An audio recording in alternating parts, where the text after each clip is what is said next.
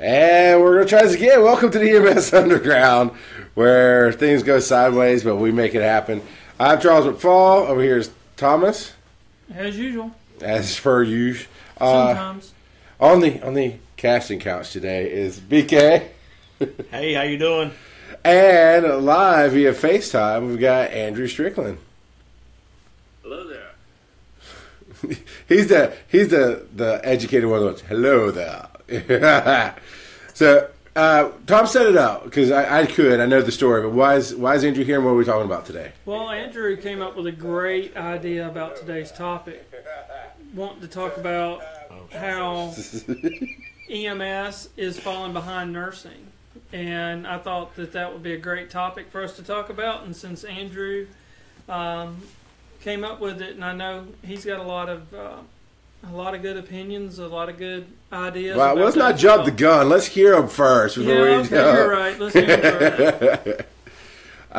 Just for you at home to know, when we're looking down at our phones, we are checking, because this is Facebook Live. It's the new medium. It's how we do things. So we need those thumbs up, the hearts, the shares, and we look at our phones to see your comments and answer the question. This is an interactive discussion today, and we're discussing paramedics, the career of paramedic medicine versus the career of nursing medicine and how that works. So when I came out of school, I never understood why nurses come out of school at 2 years and made $21 an hour, and I came out of school at 2 years and made $10 an hour. Yeah, this is back in the 2000, like literally 2000. You got a pay rate. I started at $7.50. No. I was a medic or an EMT? Medic. Okay. So I did get a little pay raise for you, but as an EMT, I started at $5.55 an hour, man. Yep. $2 less. I've been a lot less monster at $3.50. Andrew, you came along. I think I was probably towards the end of my career when I met you. End of my career being a loose term, but you were 18, 19 when you became an EMT? Yeah, 19 years old, and I mean, you couldn't make any money. I think they're probably making a little bit more now than then. But I think that we're probably one of the few professions where they actually tell you they're going to pay you less money because of how many hours you work. Yeah. Yeah, that makes sense, doesn't it, Andrew? Yeah, and somehow or another, we've accepted that. And it is a little different in terms of what we do versus what nurses do. They're on their feet a lot more probably throughout their shift than we are typically, but at the same time, we still make all the same sacrifices when it comes to our family, and we work on holidays, et cetera, et cetera. So it's just an interesting thing that we've kind of accepted as people in the profession, that we're going to work ridiculous hours, and we're going to take less money for that. Yeah, it's I'm the same. You ended up doing EMT and police officer. Was it because of the money? Because you wanted something different? Got burnt out at EMS. But let me tell you, when I started EMS in 1990, I know Andrew used probably just a little buck back in 1990. 1990, they took out 4 hours of sleep time for us to sleep at night. Oh, yeah. What? Yeah. Did you just have to run calls? Yeah. No, you had to run calls. Sleeping. When I first started riding ambulance in 1990, they said, we're only going to pay you for 20 hours worth of 24 hours worth of work. That means they took out 4 hours of sleep time. I said, so let me ask you this question. If you're going to take 4 hours out of sleep time for me, then when I'm up all night long running 24 hours, you're going to pay me? No, the law says we can pay you 20 hours, so that's what we're going to pay you. That's how it was back in 1990. It was horrible. Then they changed it to where they got to pay you, but it's non-overtime eligible. Absolutely. And they can do that to any service. Most of the private services and most services now pay you, regular time, regardless. They don't cut it out. But when I went to fly for Emory flight, they had overtime eligible hours and non-overtime eligible hours. And non-overtime eligible hours were hours between 10 o'clock at night and 7 o'clock in the morning. Now, if we were on a call, running a call, those hours became overtime eligible. But if we slept all night, it was straight time. Straight time. Yep. Weird. So, yes, I'm a police officer full-time now. Just want to do something different. My birthday's 9/11. So I always want to do something in public safety. So that's why I've always been an EMT for 27 years, and now a police officer for going on 10 years. So public safety is my thing. I like it. I've enjoyed it. It's been a good career. Why'd you never do fire? Yeah, who wants to go in a burning building? I know, right? Then I carry a gun for a living and get shot at. So I mean, there's that, right? That's just different types of fire. Right. So nursing, right? You can you walk off the street knowing nothing and go to nursing school? Yeah. So and it's typically 2 years. 2 to 4, depending. Okay. Yeah, right. And then you can, once you're done with nursing school, you can go. You're going to make $18 to $20 an hour, if not more. If not more, more, I right. think most LPNs make about 15 to 18 an hour, Okay. and RNs are going to make 20 and up, if not closer to 40. What do you think, Andrew? Right out of school, they're over $20 an hour now. So Right, easily. Right, and any nurse with experience who's making less than $30 an hour could probably shop around and get more than that. Exactly. So the question is, I mean, falling behind, but I don't know we were ever equal to nursing as far as being the pay and the skills. Because I was very surprised when I went to Newton. Newton first started doing their paramedics in the ER program. Myself and Don Bartow went over there, and I ended up having my own patients at times in the middle of the night because they were always cutting staff at night, right? Mm-hmm. And of course, depending on the night, at some points it does get to where nothing's going on, and you're just sitting around, so might as well help out. And the only thing I didn't know was all the drugs in the drug box, in the drug room, really. That was it. I mean, we started comparing notes about what I knew and what the nurses knew. I was like, I know the exact same things you do, and you don't even have to memorize all the drugs in the room. You get the doctor's order, go look it up, Google it if you have to find out contraindications. But the question really is, how are we falling behind? And Andrew, what were you thinking when you asked that question?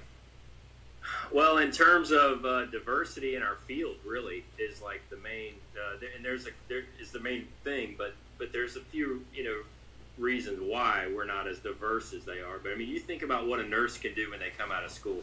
I mean, the sky is the limit. You can work in anywhere from not even in a hospital, like hospice or home health care. Yeah. You can work in the ER or same-day surgery or OB or, I mean, anywhere. I mean, they can do so many different things, even to, like, case management stuff. So they have this huge swath of the health. I mean, they basically got health care covered up. They can do anything. And, I'm not exactly sure how that happened, but we have been limited to an ambulance. You'll find paramedics in the emergency room, but oftentimes they're not even allowed to operate within their scope. Right.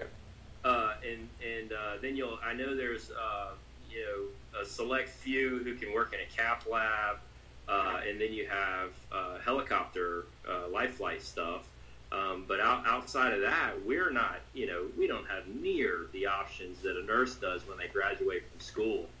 And so, I guess the real question is how did they get to that point? And, I think that we could talk about how they're much more organized than we are, and they tend to be prettier than us. Yes. Yeah. Yeah. I know at least 2 of us have married a nurse. Yeah. My next one will be a nurse. My next one will have plenty of money, I promise. So I married on my level. Very careful. I married on my level. I got an ER clerk is what I married.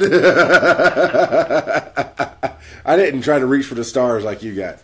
No, I love my wife. She's amazing.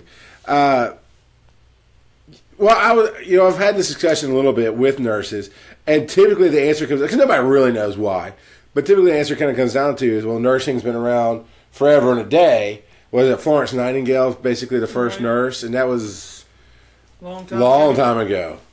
And paramedic is 60s, 70s, really, when it started kind of, when it started coming around the way it is now. That's not a good excuse. I don't think so either. I mean, I think that we have,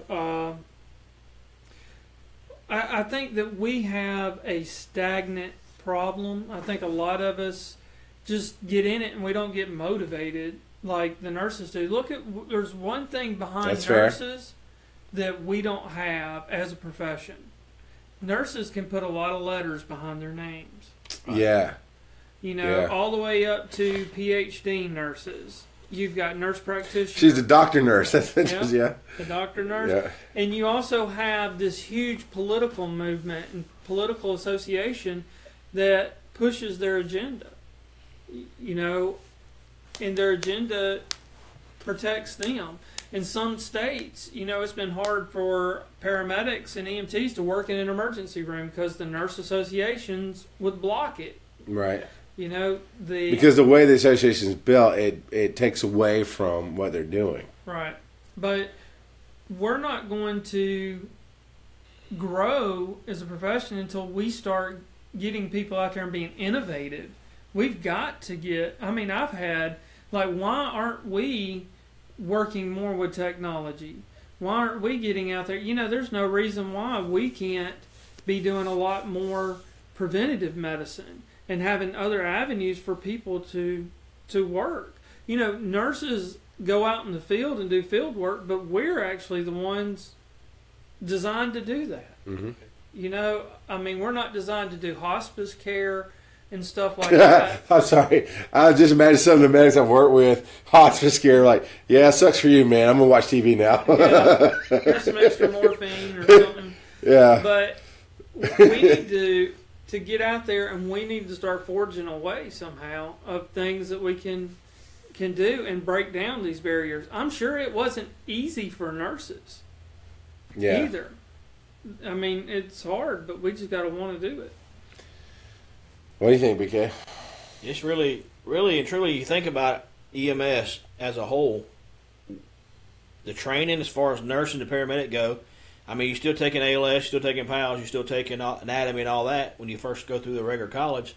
It's the same thing. It's just, and then here, think about what we're doing in the field compared to, we've already got them snatched, cleaned, and pretty when they walk into ER after they be on the ambulance. Mm-hmm.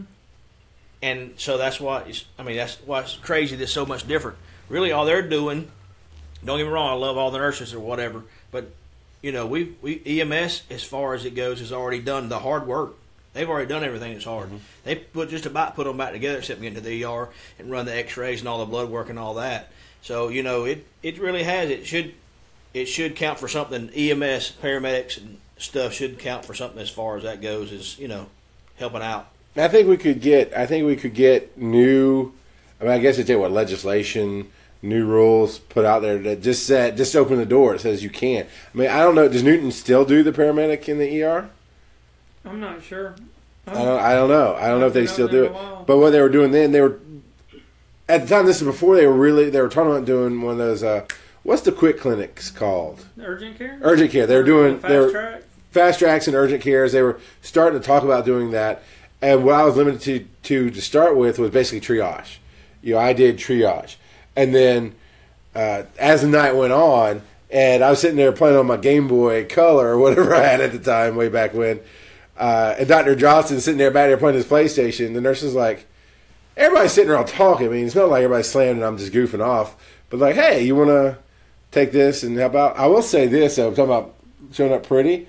I've had many times where a patient had a stroke or whatever, and I get on the stretcher and the night air hits and they start peeing everywhere. I didn't clean that up. The nurses have to clean up a lot of stuff that we don't have to clean up, and I'll give them that. You know, and when I was in the ER, they certified me, because anything a doctor teaches and signs off on, you're certified on. They certified me on like a fecal matter test. And I was like, I'll sign this card, but I am not doing that for anything. I don't care. But that was interesting too, I found out. And that would open the door to paramedics or EMTs in the ER, is if the doctor who's over your education at your hospital says, here's the course, I've approved it, they went to the course, they're certified to do it, then you're certified. There's no magic wand or business that has to say you passed some massive test and paid us a bunch of money. I'm like, well, why the hell are we passing massive tests and paying a bunch of money? There's one thing I think that pulls us back as well as versus nursing is Medicare, Medicaid, and insurance reimbursement. Right. Because you can go into a hospital and have a procedure done. Let's just say go to the emergency room. You go to the emergency room, and once you get to the emergency room for a hurt back, and I'm using this as a personal example, you're going to go in, and by the time you're there for 2 hours maybe, most of that 2 hours is spent waiting, you know, not work time, and you're seen and you're treated and you're out the door, that bill's a couple grand. Right. $2 to $3 grand, right? If you came in by ambulance, that ambulance service may get $400. Yeah. That's it. So there's a huge discrepancy there with reimbursement that holds back the payment part. What you got, Andrew? Sounds like you want to throw something up there. Well, we do. I mean, that's probably a huge part of what if hospitals can charge a different rate for what a nurse does, and they can't charge that for a paramedic, then we're never going to get in the door. I mean, we're never going to be considered legitimate in the hospital setting. And they're always going to, you know, I mean, just like any business would. I mean, if you can pay somebody a similar rate, unless we would be making nothing, and then they could profit that way. But, you know, I mean, that doesn't help us at all. No. So, you know, if a hospital can't charge the same amount, then, I mean, that's, you know, we're beating a dead horse as far as letting us in and letting us do a bunch of different things that nurses do. Well, one thing is like our model is based on transport. So whenever you go out and you don't transport, a lot of times you can't bill insurance won't pay unless you transport. How many things could we do that doesn't revolve around transporting that could get reimbursement? Well, and that's what's driving it. I mean, who wants to invest time and money in something that's not going to pay? Exactly. I don't know what the situation will end up being, but I know my mother-in-law fell not that long ago. We had to call the firefighters to come out and help pick her up off the floor. And National, and we're in Colliers, so National was the one that really spearheaded that. The firefighters don't get the bill for anything, at least in Rockdale County. I think some counties are set up that they can bill different things, but in Rockdale County, the firefighters don't bill. The National sent a bill for $180. I mean, it was in the scheme of things, it was nothing money. And I know from working with National that they won't follow up on it.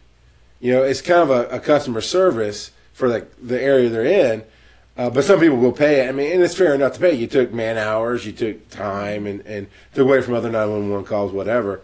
But what about the calls where the diabetic calls we go out on? And you cure them in the house because you do the first line of treatment, and before you get them on the stretcher, they're awake and refusing. We can't bill for that. The insurance won't pay because we didn't transport. But sure enough, if you go to the emergency room and do that same thing, or go to a doctor's office. Doctor's office is probably a better scenario. They're going to pay. And they're going to pay $1,000 or whatever, because by the time you get done doing all the tests that's going to follow up, you know, you bring a diabetic into the hospital, they're going to get an EKG, they're going to get, blood drawn, whatever.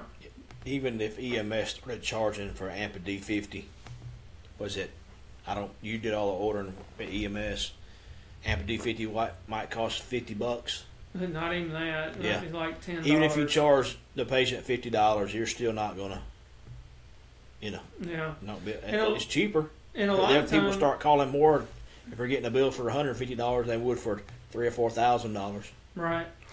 Well, and obviously from the talk that we're doing, it comes down to money every time. It comes, and not just money, insurance. And then insurance is basically dictated off of Medicare, Medicaid, and what the government will pay. And insurance is going to pay as little as possible. That's their job. Those services that have instituted those response fees, and you know, there's several of them who do that. Or I don't even think they expect to collect. I think it's more of like just creating a write-off to help out.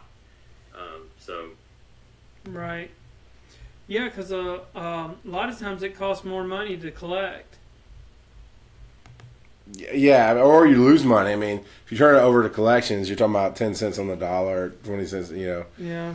And that's not worth it. And I do know that ambulance services that provide business for counties, even like National is private, but as long as they're running a government-based service, they can, when they count those write-offs against their profit, and it doesn't benefit them as much as somebody paying, but it benefits them in the long run for taxes. So, yeah. So what are some of the things that we could expand into? What are some ideas? I like I hate to mention names, but I know one emergency room who had a model that they were going to try where they would have a nurse and a paramedic in the emergency room, and they were going to split the patients. So based on whatever acuity level or whatever, paramedics excel in certain areas that nurses don't, and vice versa. And I actually think that's a brilliant idea. But yeah, I think it better serves the patients. But it didn't take very long for the whole thing to unravel because one employee found out that the other one, well, essentially nurses were making the same as paramedics, and that was not cool to other nurses. So the whole thing got bumped. Trying to follow that. Like pay rate, the paramedics got bumped up, or the nurses got bumped down, or so since they were operating at essentially the same capacities, they were paid the same, and then nurses found out about it. And I give nurses credit for this because I wish paramedics were more like this, but nurses found out about it, and the whole thing unraveled. Yeah, because it was offensive to them. But it stepped on their toes, in other words. That's, just to bring it to a slightly more political argument, the argument is, in a lot of places, I'm not saying there's truth to it, I don't know is my answer. But the argument was that women make 75 cents on the dollar compared to men. But statistically, women lead the industry in nursing. So if you're talking about equal work for equal pay, doesn't that play into your argument of I get it. When I worked at the ER, it was 36-hour weeks, so I actually still made about the same I made on the ambulance. It was a lateral transfer because Newton ran the ambulance. But I made about $18 an hour, and I do the air bunnies, the air quotes, because they did the math to jig it for my yearly salary for being a paramedic. Right. And I could not go work on the ambulance because they didn't have the ability to swap pay rates for what you did. Mm-hmm. But they based it on 36 hours a week, and that's why I got 18, which was still under every nurse I worked with, even though I literally was doing the job. And on top of that, as paramedics, for the most part, I will definitely quote Newton for sure, we can walk in being ACLS certified and tube right there in the ER. And most ERs I've been in, while the people run around, I'm like, I got your tube for you, boom. I can do that. I can do the defibrillation. We can do all the ACLS stuff, and nurses can't. And they've been training it, but they are literally not allowed to touch that stuff unless they're the crash team or whatever. That doesn't make sense either. Right. Well, I can say that when I started EMS, there was two things you could do. You could work on an ambulance. Right, in the civilian world, there were two things. You could work on an ambulance or you could work on a fire truck. Yes, it is. That was it. Yeah. Now, things have gotten a little better, but still not quite there. Now, I can think you can work in an emergency room in some places. I know some medics that are working for orthopedic surgeons. You've got a big industry that's popping up that's hiring paramedics and EMTs is hyperbarics. To be certified now as a hyperbaric tech, you have to be an EMT now. Wow. Used to be you could be a CNA or EMT. They did away with the CNA part. Now you have to at least be an EMT. Yeah, who needs a bedpan in a hyperbaric chamber? Mm-hmm. Yeah. You've got event medicine. You've got SWAT medicine, flight medicine. And then you got the military side, which is different. Cath labs are hiring a lot of paramedics. Mm-hmm. Well, I found out so in the levels of paramedic, there was a thing called cardiac tech, but an actual cardiac certified CCT, certified cardiac technician, the only difference between ACLS, paramedic medicine, versus that, because I had to get that certification for another job I did, was the stress testing. So you cut the stress testing off, you got ACLS and the cardiac part of the paramedic medicine. So literally when I challenged the test, I just went through some flashcards, learned a little bit about stress testing I need to know to pass the test, and then got my CCT. And that was, I talked to a cardiac cath doctor at Newton one day where I was waiting on a patient, and asked him, I was like, what's the difference in the nurses and what I do? And he said basically that. It's just, you just need to know a little bit of these percentages of drugs, and that's it. So I'm not surprised that they're hiring well, there medics actually now. was back in the 90s when I went to EMT school. You had your EMTI, Yeah. you had cardiac tech, and then you had paramedic. And the only difference between the cardiac tech and the paramedic was just a few more drugs, just like the LP and RN.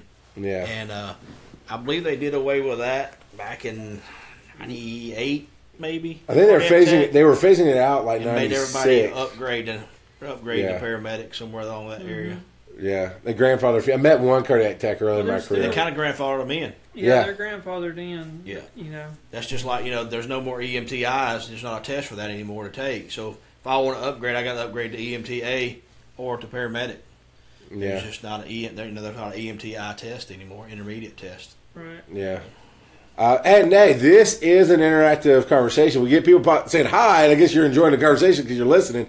We want your questions. We want your interaction. So if you're watching this, type away and post in what you want. As Andrew found out, even after the fact, when the show's done, if you type in the question, we'll bring it up in the next week or two or whenever we see it, that kind of thing. What can we do? What can we do to change it? Because today, coming out of EMT school, your choices still basically are go to an ambulance service, go to a fire department. Right. And while as you grow in your career, you might have some of these other outlets if you push hard enough. I mean, I couldn't, when I was looking to leave the EMS field, the active on the ambulance field, I pushed for a couple of cardiac doctors here in Newton, and they were hiring front office staff, and they were hiring nurses and whatnot. And I'm like, I could do all of that. I mean, I can run a front. If you can run a truck, you can run a front office. I mean, you got people skills. It's not everybody who's on a truck can run a front office, but I had a management degree under my belt, so on and so forth. And so I couldn't even get in the door because I didn't have LPN or RN behind my name. I had paramedic behind my name. I never got a single phone call. What is the MA, medical assistant? Medical assistant. What do they do? Drive the ambulance. No. They work in doctor's Right, office. but what certification do they have? Well, what is that? What is an MA certificate? It's a whole certification. I mean, is it any more than what an EMT does? It's more diagnostic. It's geared around assisting a physician. So you have these physicians who don't want to pay for RNs, so they came up with the MA, so they can pay an MA about $10 an hour, $10 to $15 an hour versus a registered nurse. So why not hire EMTs and paramedics now? And why don't the industry go?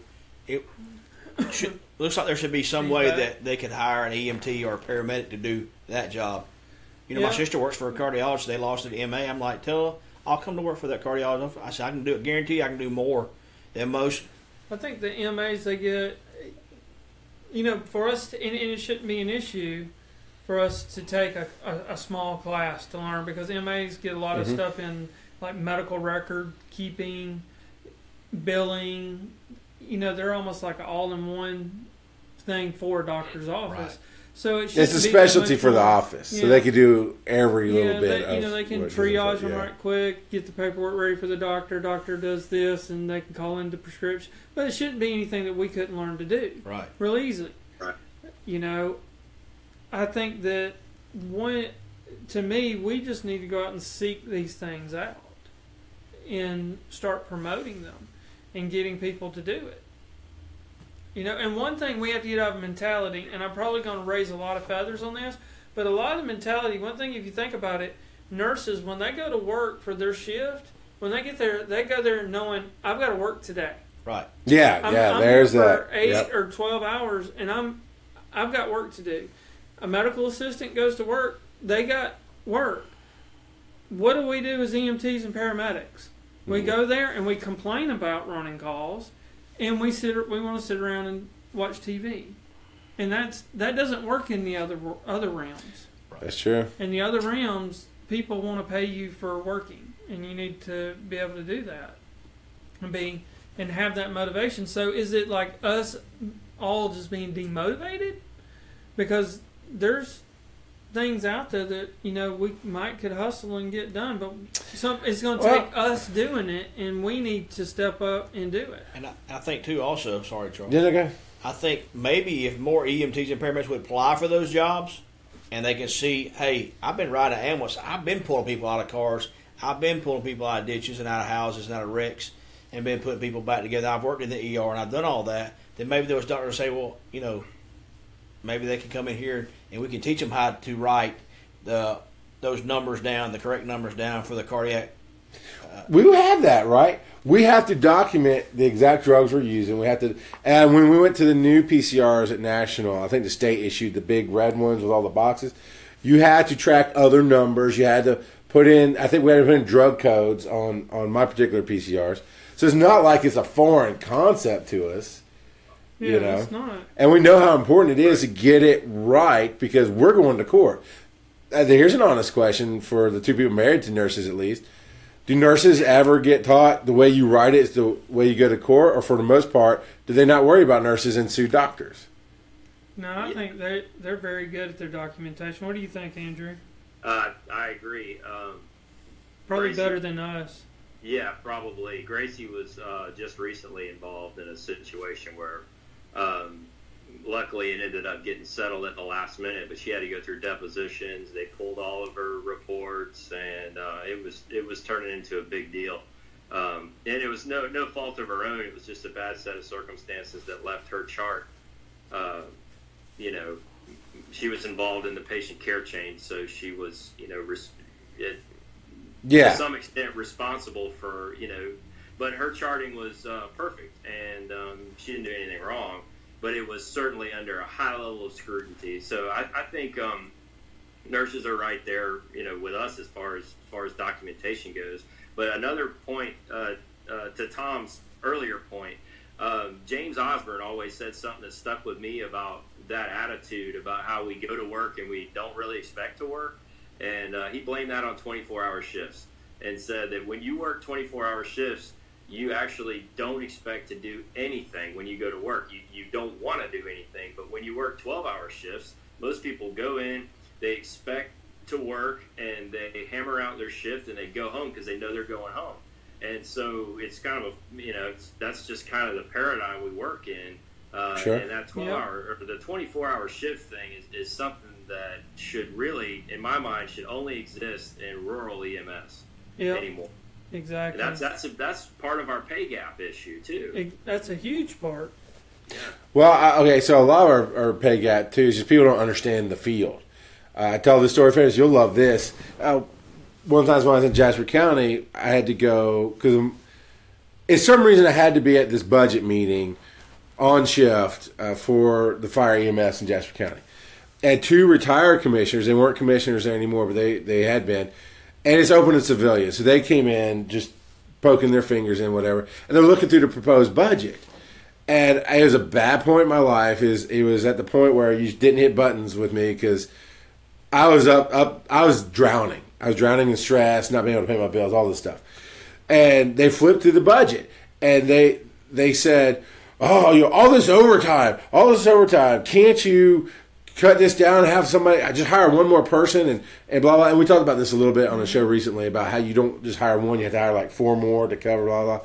And I just lost it. I mean, I didn't get angry, but I just very plainly, big as I am, they're little old guys, I'm like, you don't understand. At that much overtime, I pulled out, I think at the time I was making $28,000 a year. So I had to support my family on $28,000 a year. You make more than that in retirement, and I can't put food on my table, and I'm up at 3 a.m. saving lives. And then, I can't remember who the director of EMS was then. I've had so many in Jasper. Yeah, listen, well, he was the longest one before they started. What was his EMA name? director. Ed? Ed kind of gave me a look like, you might want to go outside. And I did. I excused myself. But they were immediately, they're like, they got an education and they accept. They're like, even though I did it in a rough way, like, oh, we didn't know. And I think that's part of the problem. EMS almost never controls its own budget. It's always somebody looking at numbers going, overtime, we're paying all this. Well, no, look at the yearly salaries. I never broke $35,000 a year in my entire career. Anytime I've ever gotten hired, whenever you accept the job, they never tell you the hourly rate. They tell you you're going to get paid this per year on a 24-hour shift, and it budgets down to, $7 and something an hour or $10 an hour, and we accept that. We take it. Yeah. And a lot of times in rural, like you said earlier, in the rural areas, it's that way because me living in Jasper County, $8.50 an hour was okay. Yeah. I worked at Newton. I made, $12, $13 an hour. So going to Jasper on my second day working. You made more than I did working at Newton. I worked 48 for 14 years. So when you throw EMS in there for 14 years of EMS, 1 day a week, that's not bad money. Right. You go to Jasper to sleep. Yeah. Basically, that was you go the to truth. Jasper to rest or whatever. When I was working at Atlanta, coming from Atlanta to Newton, it was different. Or from Atlanta to Jasper was different. You go to Atlanta, you run for 24 hours from the time you get there at 5 o'clock in the morning till you go home the next morning at 5 o'clock in the morning. You may wind up in Murphy, North Carolina at midnight, coming back to the cath lab at Piedmont on a transport. Mm-hmm. And then so going to Jasper, making $8.50 an hour, people didn't complain because they knew that was their second job, and 9 times out of 10 you was going to get 4 or 5 hours sleep when you got there. If as long as it wasn't busy, you could lay down for a couple hours and catch up on your sleep, so nobody complained. But when it's just your primary job, you can't make it. Right. You can't make it on $8.50 an hour and $9 an hour supporting a family. But I feel like the employers know this. Right. And they use that. Well, because they know you'll work the hours. Right. I'm going to pay you $8.50 an hour, and I know I can get the overtime out of you. So why would I pay you $12 something an hour when I can pay you $8 something an hour and come out with that law of averages? I come out ahead. Right. But we allow it to happen because they know they got to have it, and so people are going. And a lot of times, Jasper was everybody's second job. Yeah. Yeah. Yeah, I was one of the few people that was my primary. Because it was, people came from Newton. Well, what about Newton? A lot of people at Newton. Newton was their second job. Yeah. But it's going to, like you said, the pay somewhere along the lane has got to do this, or it's never going to. We've got to step up somewhere. We've got to find other avenues that will produce income. Right. Because there's things out there, we just need a way to make it produce. Well, that was going to be one of my questions, one of my statements was, it seems like nursing is always viewed as a career. And while nurses can, with their schedule, usually easily work 2 jobs, most of them don't need to. One job will pay what they want, unless they just want extra money or whatever. And a lot of places will offer overtime from time to time, call-ins, shifts, whatever. And so that's a career. And like you said, Tom, you can get all these certifications. You can branch out into so many specialties. You can do the floor, you can do med surg, you can do cardiac, you can do so much stuff. Whereas EMS almost is a job. Yeah. And the difference is in the job is you chase your money. Or in my case, in a lot of cases, or even in your case, you went on to be a police officer. But there's times, I've worked with plenty of guys who were contractors. So on their 2 days off, they'd go build fences or houses or whatever they did because that was their passion. And they just, their passion was firefighting, so they took that job like you want to be a public safety officer. But the other job is what paid for them to do. Exactly. I mean, I knew a guy, Chief Dan in Rockdale County, built $1 million homes as a contractor, but he loved being a firefighter. But he had, why he was a firefighter? Because he had insurance. Yeah. He had insurance and retirement. There you go. A firefighter, he had insurance and retirement. He knew when he retired in 25, 30 years, I'm still going to make $1,000. I'm not going to make this much money a month. Well, and then I can still build my houses and still got a retirement coming in, and I still have insurance for the rest of my life. Well, it's like one thing I think we need in EMS is another level. Yeah. One higher than the paramedic. I mean, we need an advanced provider. More advanced provider. Even though paramedic is an advanced level provider, but what about all these? How many of these calls do you run where you go out and they could be treated on the scene at home? Yeah. Why do we have to transport them? Well, why do we have to transport? Because it's the only way we get paid. Yeah. Mm-hmm. It's the only way we get paid. So it's easier just to put them on the stretcher, or it's better for the, for the service so that they get paid. But what if we got paid to go out there? You triage the call. Oh, it's a 20-year-old nausea and vomiting again. You send out an advanced medic or something with an iPad And or a an motorcycle. iPhone. If you need to, you can go out there, treat them, follow the protocol, and if you have to, medical control, you dial them up, just like what we're doing with Andrew right now, and do a consult.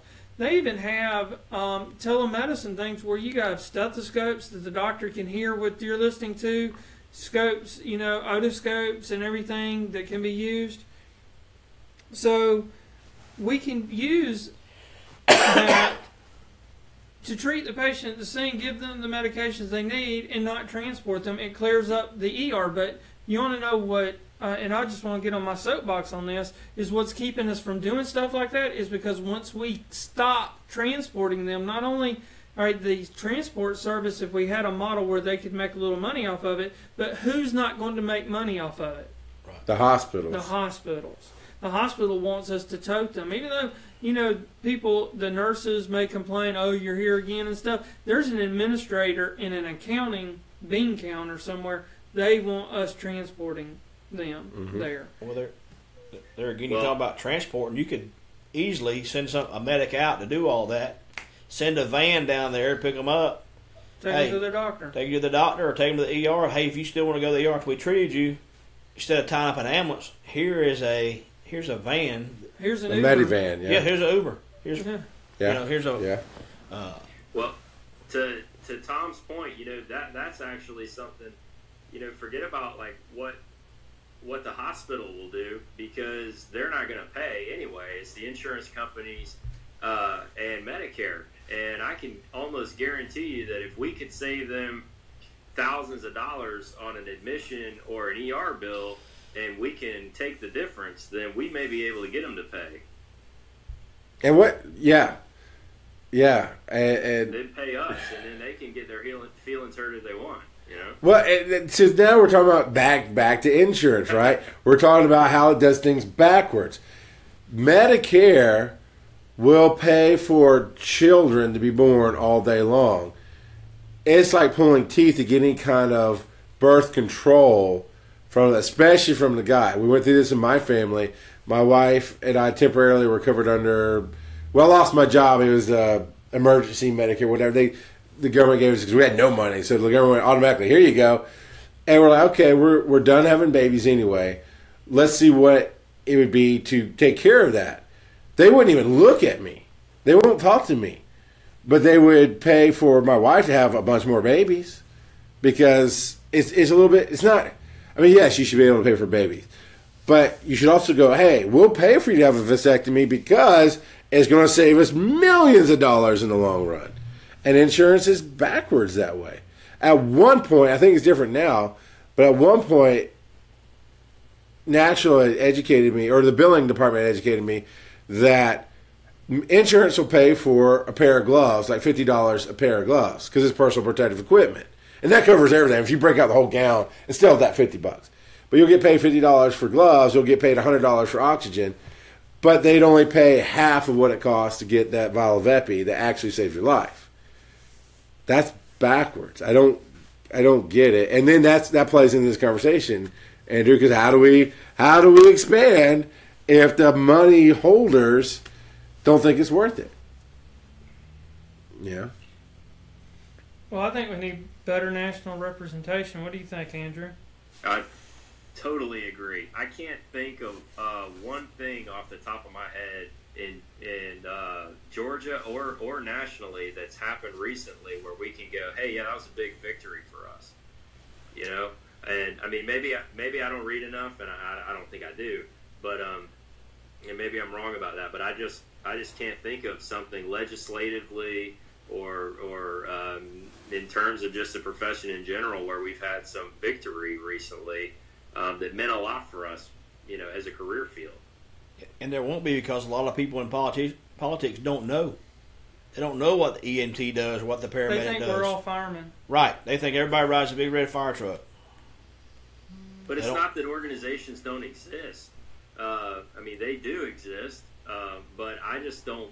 I mean, I just feel like they should be knocking on my door and calling my phone and saying, "Hey, look at what I've done, and look at what we want to do." And I don't ever hear from them. But I mean, maybe it's just me. I'm sure you guys are much more in tune with it because of the educational role that you play. But I just don't hear anything. Well, I don't either, Andrew, honestly. And I joined these associations, and all they do is take my money. And I don't hear anything. And they put on conferences every year, which they want more money. But I haven't seen anything. We have the National Association of EMTs. We have the state of Georgia has one. And the only thing I hear coming out of any of them are conferences. Or like the NAEMT, they have like PHTLS, EPC, but that's more money for them, Right. I don't hear of any lobbying or any lobbying agenda. If they have one, they're not publishing it to the members. And the only reason I know there was an organization in Georgia is because we finally got the little EMS sticker on the tag. Yeah. That gave them another $25. That I don't know where that lobbying money went. Well, the $25 goes to the state general fund. It doesn't go. So it didn't even go to the EMS lobby. So we got a nice sticker that says, "Hey, I'm a paramedic" on my tag. Well, actually, it's just a Star of Life. It didn't say medic or EMT, but it's just Star of Life. And that's the only reason I know there's any kind of organization in Georgia, because they finally got that passed. And that's the only thing I remember they did. And it is a closed system. I tried, wanting to participate, and I started going to meetings, but unless you're in the clique, you're not welcome to do anything. And that does sound like paramedic medicine in a nutshell. Yeah.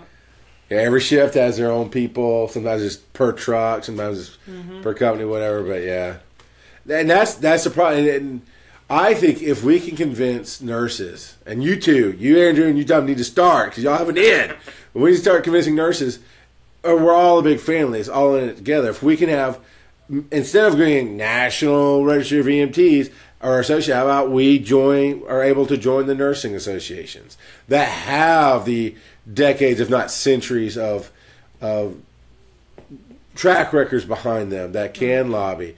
Because when it comes down to it, if my kid wanted to be a paramedic, and for the money and the stress alone, I've kind of steered them away from that. But they can be what they want.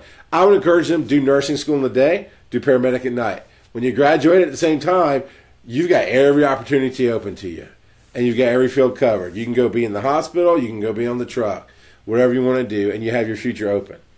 And you could do that easily today. Especially if you go up to the shameless plug of GeorgiaEMT.com and do the online school while you're doing the nursing school. Join us online.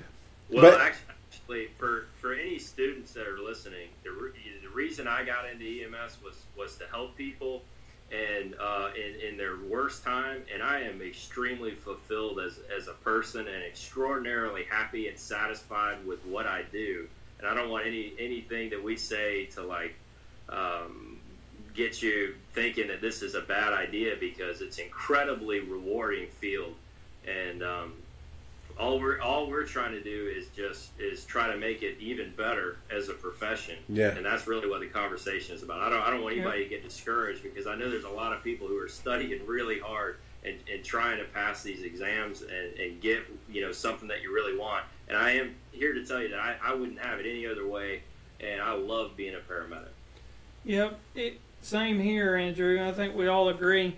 I think we just wish that there were more opportunities out there. I know you've been successful at it, and we've all of us in here have been successful at it, but if we all think about how many of our comrades have we lost along the way to something else? Sure. Sure. And stuff, and I'd like for them to have had opportunities. A lot of times I push people towards the fire service, where the fire service is almost like the model. And I think one thing that holds us back is that there's so many models of EMS. You've got county-based services, you've got hospital-based services, you've got private-based services, and you've got fire-based services. Well, if you look at the fire-based services, one thing that we're talking about here today is opportunity. Whereas if you go in as a firefighter and you become an EMT, you become a paramedic, each one of those steps you get a little promotion, a little bit more responsibility, a little more seniority, and you can become a relief driver, and you can become an engineer or fire apparatus operator, depending on where you are. Then you can become a lieutenant, you can become a captain, battalion chief. But even other things, you can go into fire investigations, be a fire marshal. You can go into logistics. You can go into their dispatch centers. A lot of fire departments run the dispatch centers too. You can do education and training, and then there's administration. So, when you're going into the fire service, there's avenues you can go into. But if you're just going into, like, work for a county service or hospital-based service, because I'm telling you, and all of us in here have worked a hospital-based service before, once you get in there, there's nowhere for you to go unless you're a nurse, except for in that department. I was kind of fortunate because I got to work in the education department at the hospital. I did, but it was tough, and there was a lot of limitations there for me in the education department. But that was it. You're not going to be a director. You're not going to run that hospital. No. You're not going to run the unless hospital. You're a nurse. So that cuts you off. But in the fire service, you could be the fire chief eventually if you wanted to.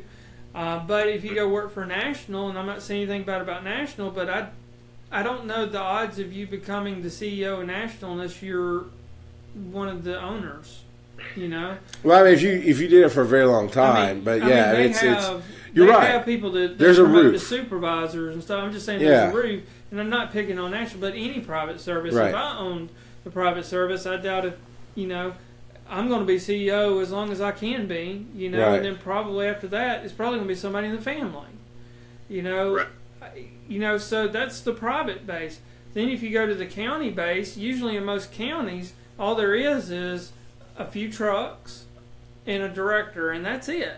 After that, you have to get elected or be a county manager or something, or go into another department. That's a whole different field. That has nothing to do with EMS, Right. So I think one thing that would be very helpful for us if we chose a model, and had a model and grew from there. Yeah, just where do you start? I mean, well, the fire service has got a huge jump on it. At least there's avenues for it, and you got certain departments, like in Gwinnett. And correct me if I'm wrong. You know a little bit more about Gwinnett now than I do, BK. But just because you work Gwinnett, you can be a paramedic on the truck, right? Oh, absolutely. And they're hired at a minimum firefighter standard, but they primarily work on the ambulance. Right. But if you get to the point where I want to do something else, at least I know I've got to get this training and that training and then go through this process. You can climb the ladder. You cannot get promoted in Gwinnett County Fire Service unless you're a paramedic. Really? I mean, you might can be a driver, but after that, you can't do anything. Well, the cab had the debacle. You can't do anything as far as you can't get captain, lieutenant, or anything above that unless you're. Because people are letting go of their medics. Because the cab had that debacle where if you weren't a medic, you didn't have to work on the box. Of course, the box is the ambulances for them. And because I can't remember his name, Key something. Key Moss? Key Moss was over there, and he was talking about how he was always working the box because a lot of the firefighters would let their numbers lapse, and the fire department wasn't forcing them to be medics. So now they don't have to work the box. They kept their EMT. They basically dropped down a level, and they could do what they wanted, be the engineer, be the thing. And so it was really killing the rotation because you're supposed to, in theory, rotate positions on the truck. You're on the ladder this day. You're on the rescue this day. You're on the car this day, da-da-da. But if they were dropping their numbers, they couldn't rotate to the box, and it threw it off. So I'm actually not surprised about Gwinnett because that's the only way. In a lot of fields, that's the only way to get people to keep. I dropped my numbers because my job did not require me to have them. And I was excelling at my job. And then my job went away. And now I'm trying to get my numbers back. But yeah, you make mistakes sometimes. There's a question on here about Debbie, Charles. All right, I've seen a lot of paramedics who become ER techs in hospitals that take a huge pay cut. Is it because there's just no other openings in the EMS field besides firefighting and whatnot? Partially, yes. I would say, for me, the reason I had to get off the truck was I needed some breathing room. I needed to stop feeling responsible for everything so I could clean up my life, clear my mind, get a good look on where I needed to go for my family and everything else. And even though I did the same medicine, I got to tell you, it was night and day. When I would come in to work on the ambulance, just carrying the weight of the world on my shoulders. And mostly it's my fault, but I did. I felt responsible for everything my partner did, for what happened on the truck. And legally, I was responsible for at least some of that. But I went to the ER, and it was like, there's a doctor right there. I could almost reach out the door and touch that doctor. It's all on his shoulders or her shoulders. And if I'm not sure about something, I'm like, hey, doc, come take a look at this. I think it's so-and-so. And no stress. And I would take a pay cut for that, to be honest. What do you guys think? Why are people... Andrew, why do you think people are taking pay cuts to go to be ER techs? Well, they don't... I don't think they're working in their full capacity most of the time. No, that is true, too. So they're actually... While they're working in the emergency room, and yes, they're a paramedic, and that certification got them there, they're not allowed to function as a paramedic in most of those cases. And so they don't pay them like a paramedic. Yeah, that's true. Because I wasn't actually an ER tech. I was working as my purview. Because a lot of times in the hospitals, they have like job positions that have specific salaries. It's pay grades almost. And a lot of these techs, the requirements to be a tech is they can bring nursing students in at a certain point and make them techs. Right.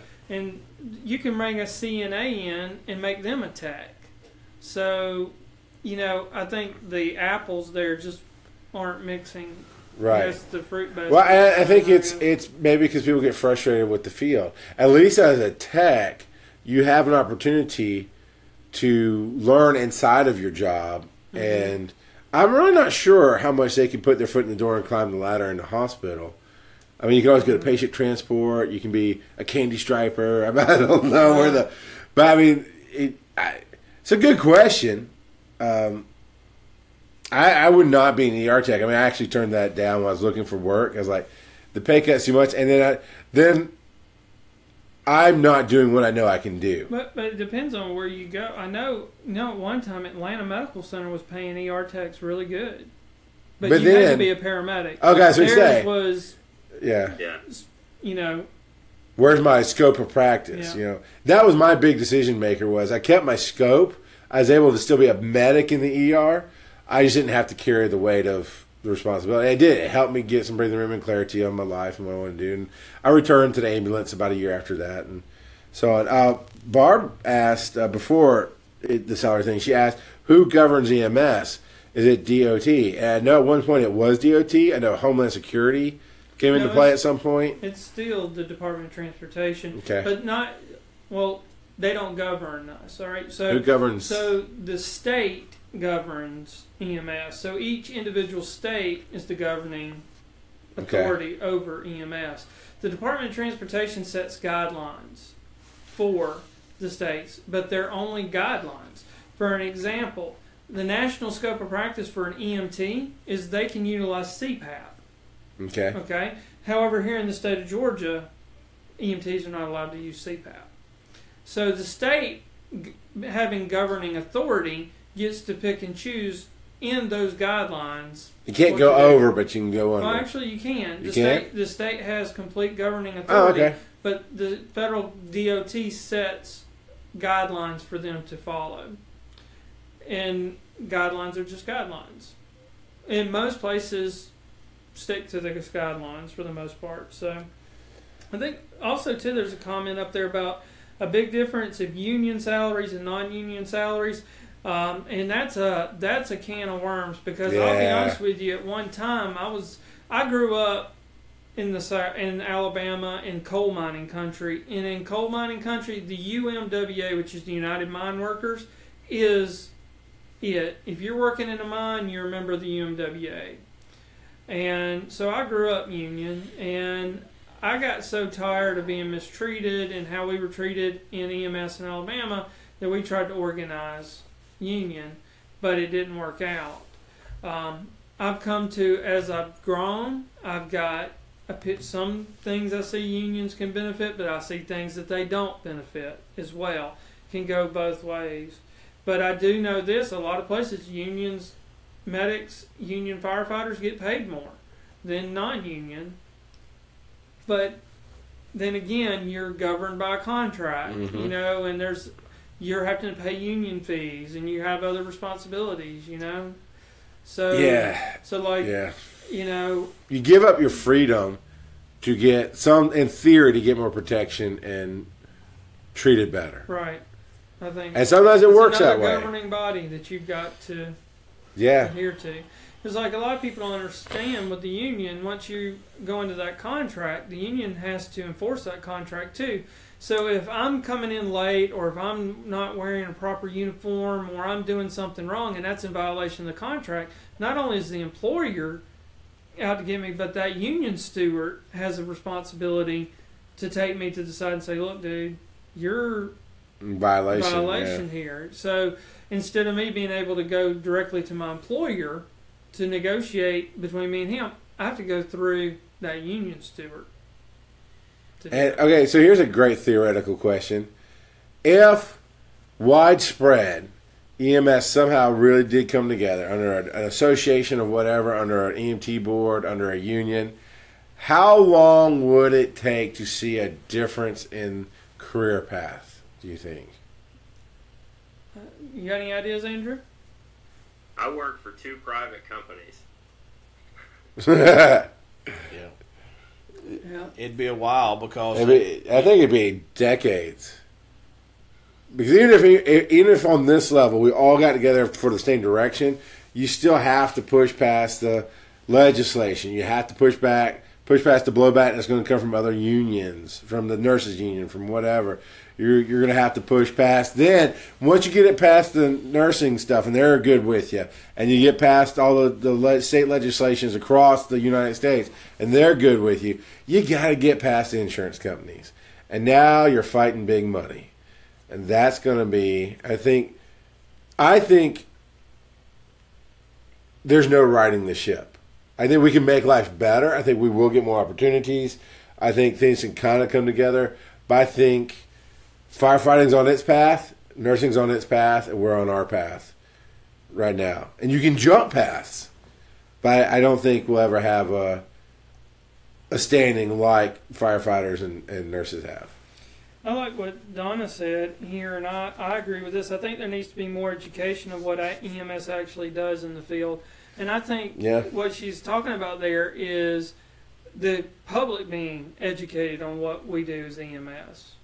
Yeah. I agree. Maybe we need John and Roy to come back. That's why you started. That's why I started this. Me too.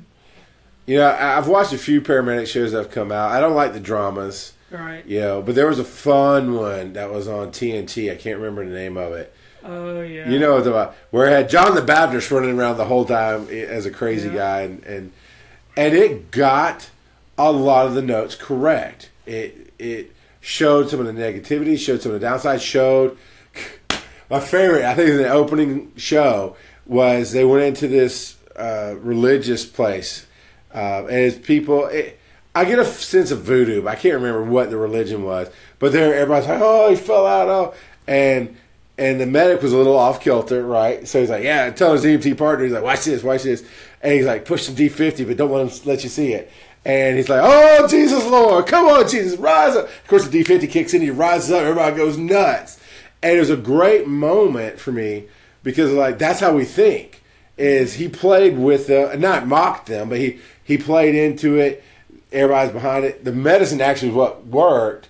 And it's like we tell stories like that. And we don't get to do those things, but we think those things. And it hit a lot of the notes right. And I'm like, this is a good medic show. And it lasted one season and didn't go anywhere. Is that Sirens? It sounds right. Yeah, it sounds like that's the right show. But I think we need, like, if you think about nursing, nurses actually have a board of nursing. I think Barbara said something about that. Yeah, she did say something about that. And they're the governing body of EMS. Ours is we have a director, EMS director, and then a deputy director, and then each region has people, and then the regions have councils, Who's on the council? I have no clue. They have council meetings. They see that, who participates in those? Very few of us. We all probably, if things are going to change as a profession, we need to find a way to get people motivated to, go to these council meetings. Find out who's on these councils. Start sending them what we need and what we want. Start bugging them. I think we need Governor Strickland to get into office and help some stuff out there. All right. Well, we're about at our time. Awesome. Wow, that went fast. It did go fast. What else you got, BK? I'm good. I enjoyed it. You wearing that Thanks for heretical being here shirt? Georgia Tech. Go man. Dogs. Be Roll there Tide. Saturday. Be there Saturday for game. I'm gonna get you some Georgia Tech stuff to put up in your office. That's all I'm saying. I'll sneak it in. All right. Well, you can find BK if you're speeding in Lawrenceville. He'll get you. Come through Lawrenceville. Good to see you. Andrew, take care. Tell Miss Gracie I said hey. See you guys. Thanks for having me. And Hey, man, thanks. for being It's here a great today, question. bud. We need to do this again. Yeah, let's do it. Let me know. I'll do what I can. Yeah. Awesome. And congrats on that new job, man. Oh, well, thank you. Thank you very much. So, Tom, what classes we have coming up? We still have the 5-week course. Well, yeah, we coming got up. that hot and heavy 5-week course. If you don't have anything to do for 5 weeks except learn to be an EMT, let's do it. Just throwing a little thing out there because we've got more than usual listeners out there today.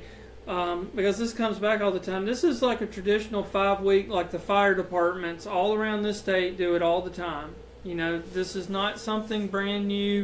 It's not something that we're trying. This is actually a commonplace thing here in the state of Georgia for 5 weeks. And we're following the standard curriculum that most fire academies follow. It's 5 weeks. Your life is EMS for 5 weeks. That means you come to class every day, Monday through Friday. When you go home, you're going to be studying and you're going to come back the next day. Some weekends, you're going to have to do clinical.